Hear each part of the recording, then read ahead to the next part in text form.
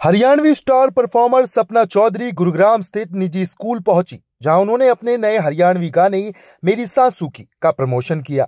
इस दौरान स्कूल परिसर फैंस की भी भीड़ उमड़ पड़ी। इस दौरान सपना चौधरी के साथ अभिनेता प्रदीप नागर और गाने की पूरी स्टार कास्ट मौजूद रही। सभी कलाकारों ने स्टेज पर अपनी मौजूदगी से इवेंट को खास बना दिया। इस दौरान मीडिया से बातचीत में सपना चौधरी ने कहा कि पूरे भारत में हरियाणवी आर्टिस्ट को अब पहले से ही कहीं ज्यादा पसंद किया जा रहा है, जो हरियाणवी इंडस्ट्री के लिए बेहद गर्व की बात है। सपना चौधरी ने अपने नए गाने को लेकर कहा कि गाना रिलीज हो चुका है और लोगों को भी बेहद पसंद आ रहा है। उन्होंने कहा कि इस गाने में लड़का और लड़की की केमिस्ट्री को दर्शाया गया है, जिसमें हरियाणवी कंटेंट का भी तड़का है। वहीं बीते दिनों गन कल्चर के गाने बैन करने पर सपना चौधरी ने कहा कि गाने हो या पिक्चर, सभी एंटरटेनमेंट का हिस्सा है, इसलिए इसको एंटरटेनमेंट के लिहाज से ही देखा जाए। गानों को बैन करना ठीक नहीं है। सॉन्ग रहने वाला नहीं है, सॉन्ग तो रिलीज हो गया है और गाना बहुत अच्छा है। टाइटल है लव यू मेरी सासू के, और ये सुषमा टॉकीज पे आया है, सुमन टॉकीज पे आया है। तो आप जाइए, गाने को देखिए, चैनल को सब्सक्राइब कीजिए, अच्छे अच्छे कमेंट्स कीजिए, ढेर सारी रील बनाइए और गाना देखेंगे आपको तो ओवरऑल आपको बहुत पसंद आएगा, ऑडियो वीडियो दोनों।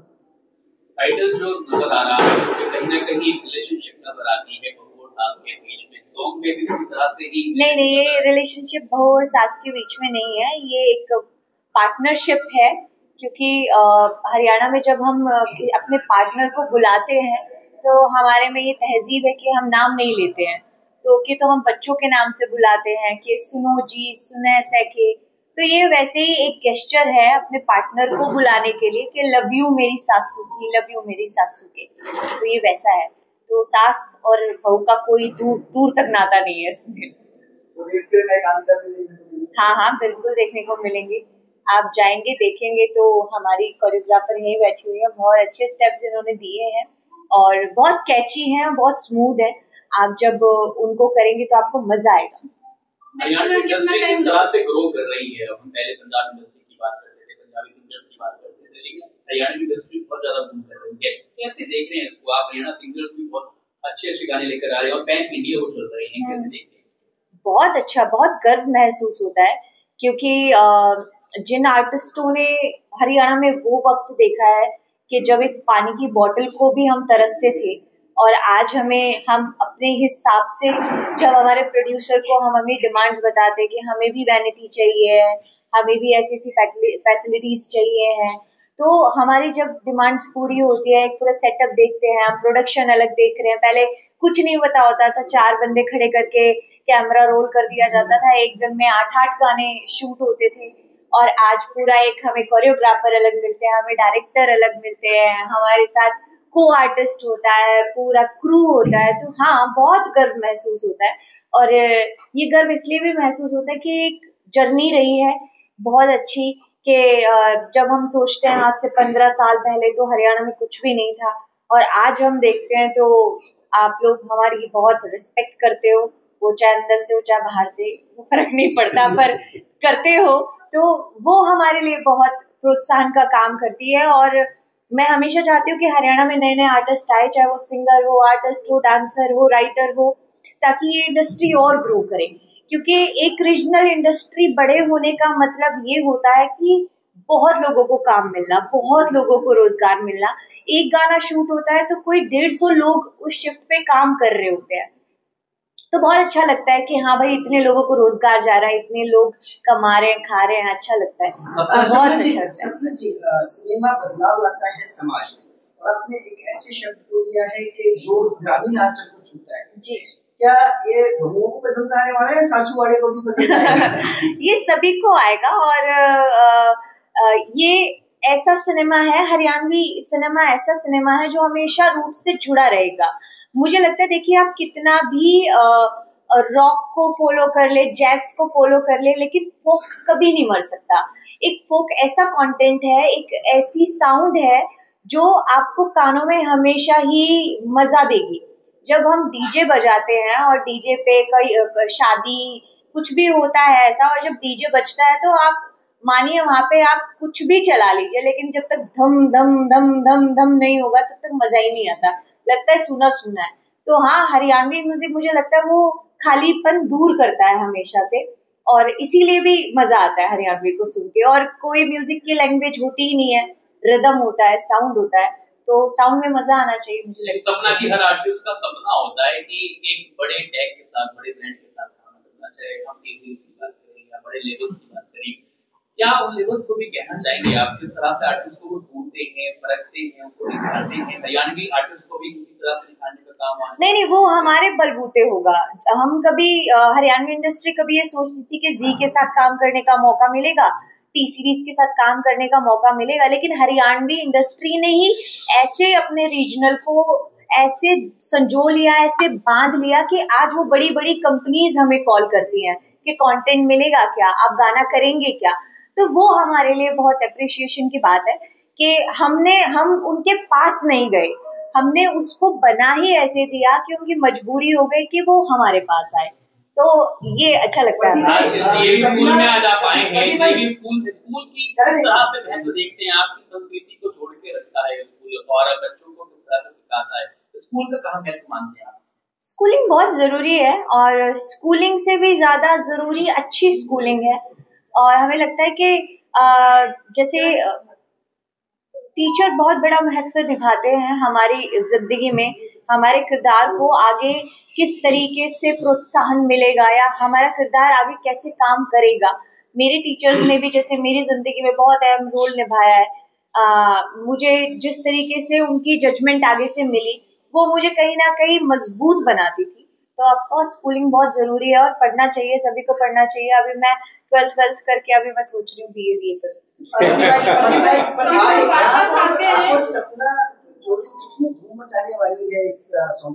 यार हमारा जो काम था हम दोनों ने कर दिया, अब आप लोगों का काम है, आप लोग देखो और बताओ।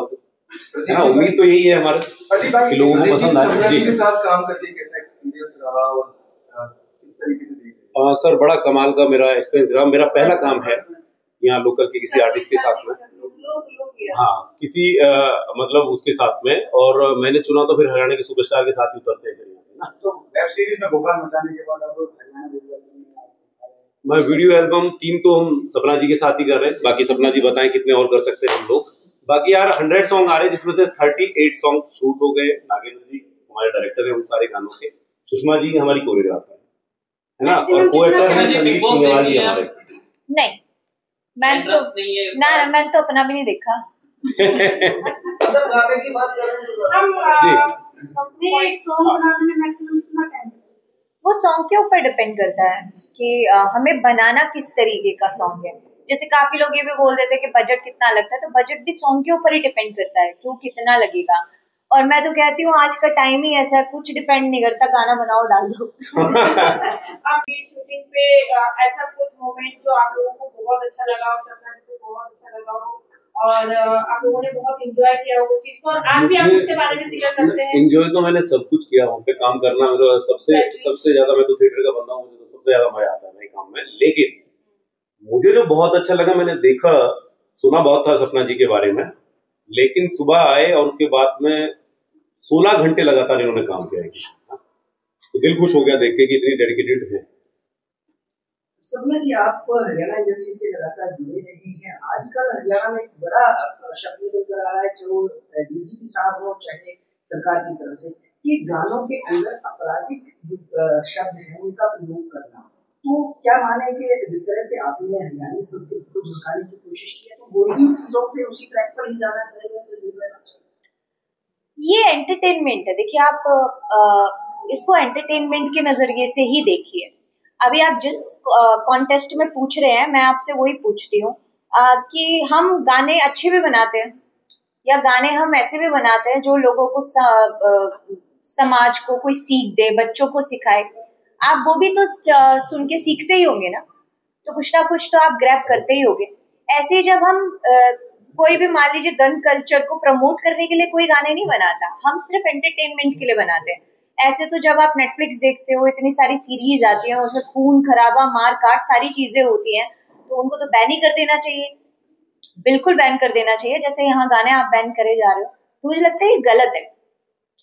आप उसको एंटरटेनमेंट के नजरिए से ही देखो, क्योंकि जब भी थिएटर में एक बंदा, चाहे कोई भी किसी भी प्रकार का बंदा बैठेगा या बंदी बैठेगी, तो सामने वाले किरदारों में खुद को ही देखता है कि अच्छा ये मैं हूँ इस तरीके से, है ना। तो वो एंटरटेनमेंट ही तो हुआ, वो असली में तो कोई गैंगस्टर बन नहीं जाएगा, है ना। और फिर वो अगर आपको ऐसा लग रहा है कि एक गन के ऊपर गाना आपका बच्चा बिगाड़ देगा, तो फिर आपके संस्कार बहुत कमजोर है, आप उनको ठीक कीजिए, मुझे लगता है। क्या मैं कोई डीजीपी बीजेपी का ना तो मैंने बयान सुना है, ना मैं किसी का विरोध करती हूँ, मैं ये बस अपना ओपिनियन रख रही हूँ, मुझे फंसाने की जरूरत नहीं है। No comments, no comments, no comments. जी सर। आपकी इंडस्ट्री की एक बड़ी हस्ती आज हमें छोड़कर चली गई है। हाँ जी। ये बस आप लोगों से कमिटमेंट था सर, इसलिए हम लोग यहाँ तक आ भी गए, क्योंकि आप लोग वेट कर रहे हैं, वरना मन तो ये होता कि वहीं स्टॉप कर दो। तो मतलब क्या ही बोले, वन ऑफ फेवरेट है और यारों के यार थे, सिनेमा को खड़े करने वाले थे, मतलब मेरे फेवरेट है ना। किसी गाने से क्या कहना चाहेंगे? आपने कोरियोग्राफ किया है इस गाने को, और काफी सारे आपने ऐसे म्यूजिक वीडियो गाने को कोरियोग्राफ किया है, बट इस गाने में आपका एक्सपीरियंस कैसा रहा इन लोगों के साथ में, एंड आप अपना एक्सपीरियंस बताइए।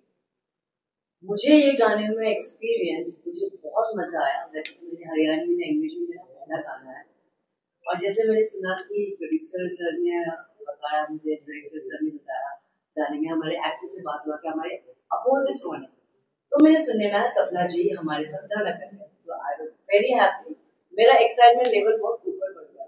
तो इस गाने को मैंने थोड़ा सा बॉलीवुड तड़का में हमने प्रेजेंट करने की कोशिश की है, और मेरा एक्सपीरियंस सर के साथ, मैम के साथ, डायरेक्टर सर के साथ मुझे बहुत ही मजा आया है।